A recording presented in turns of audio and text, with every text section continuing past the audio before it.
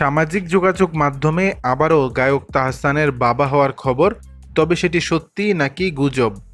সঙ্গীত ক্যারিয়ারের রজত জয়ন্তী পার করা নিয়ে ব্যস্ত রয়েছেন তাহসান রহমান খান। এর মধ্যেই সামাজিক যোগাযোগ মাধ্যমে তাহসানের কোলে এক নবজাতকের ছবি ছড়িয়ে পড়ে, যেখানে দাবি করা হয় কোলের শিশুটি তাহসান ও রোজা দম্পতির মা বাবার হওয়ার খবর। মা বাবা হয়েছেন তারা। ছবিটি সোশ্যালে ছড়িয়ে পড়লে বেশ বিব্রতকর বোধ করেন এই গায়ক, জানান পুরোটাই ভিত্তিহীন। বৃহস্পতিবার সন্ধ্যায় তাহসান বলেন, এই ছবিটা 3 বছর আগের এবং কোলের শিশুটা আমার এক ছোট ভাইয়ের। তখন ওর বাচ্চাকে দেখতে হাসপাতালে গিয়েছিলাম, এটা তখনকারই ছবি। দর্শক, বিষয়টি নিয়ে আপনাদের মতামত জানাবেন নিচের কমেন্ট বক্সে।